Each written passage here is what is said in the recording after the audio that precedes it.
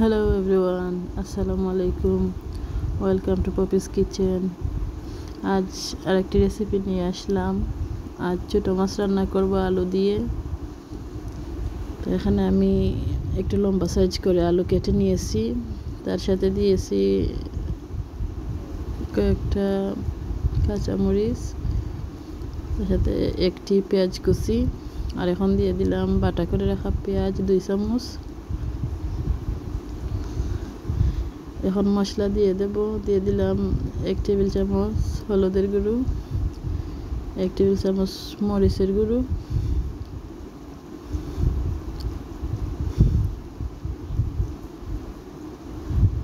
Half table চামচ ধনিয়া গুঁড়ো, দিয়ে দিলাম স্বাদ মতো লবণ,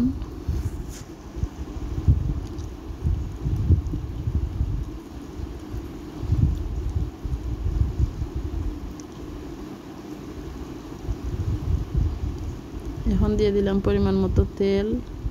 আর ছোটো মাছটা আমরা এভাবেই রান্না করি,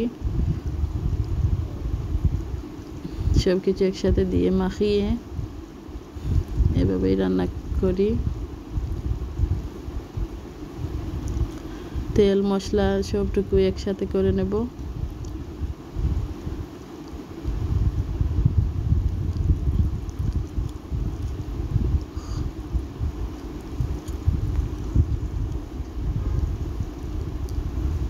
এভাবে একটু নেড়ে ছেড়ে দেব।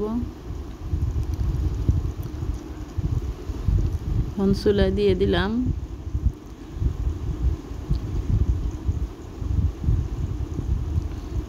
এটা কিন্তু চুলার আঁচ একটু লোতে রেখেই করব। আর এখন দিয়ে দিচ্ছি সামান্য পানি। মিডিয়াম লোতে রেখেই রান্নাটা করব, যাতে আস্তে আস্তে কষানো হয়ে যায়, তার সাথে সেদ্ধ হয়ে আসে। আর যদি বেশি চুলার আঁচটা দিয়ে দিই তাহলে সেদ্ধ হবে না, কিন্তু পানি শুকিয়ে যাবে। তাই একটু কম আঁচেই রান্নাটা করব। এভাবে আমি 5 মিনিট জাল করে নেব।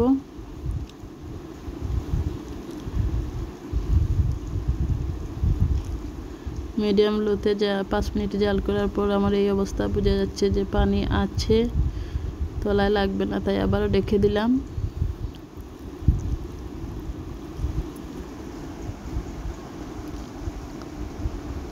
আবারও চেক করে নেব।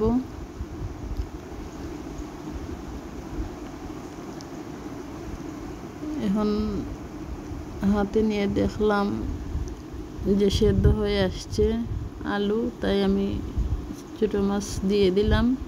দিয়ে এভাবে একটু নাড়িয়ে তারপর আবার রেখে দেব।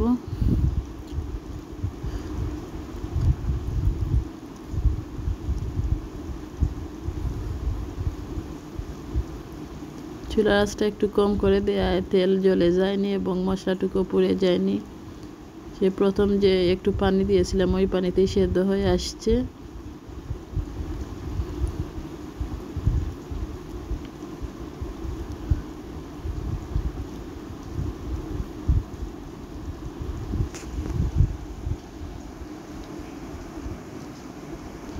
এখন হালকা একটু পানি দিয়ে তারপর একটু নেড়ে ছেড়ে আবারও ঢাকনা দিয়ে ঢেকে দেব।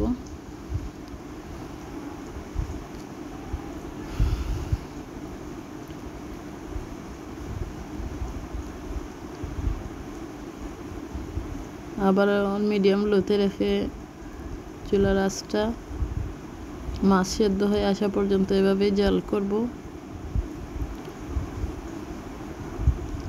2-3 মিনিটের মতো।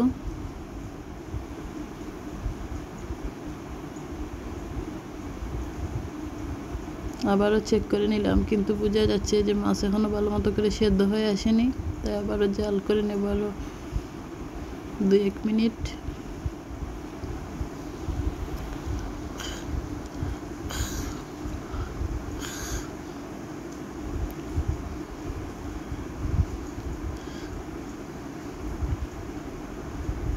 আশা করি আজকের রেসিপিটি আপনাদের কাছে ভালো লাগবে। যদি ভালো লাগে তাহলে চ্যানেলটি সাবস্ক্রাইব করবেন। পাশে থাকা বেল আইকনে ক্লিক করে দেবেন।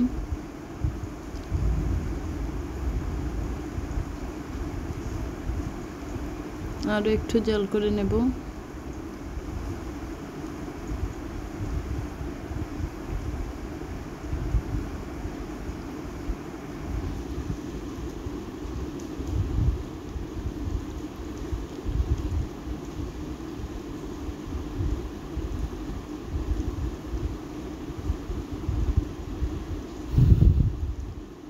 এই হচ্ছে আমার আজকে ছোটো মাছের ফাইনাল লুক।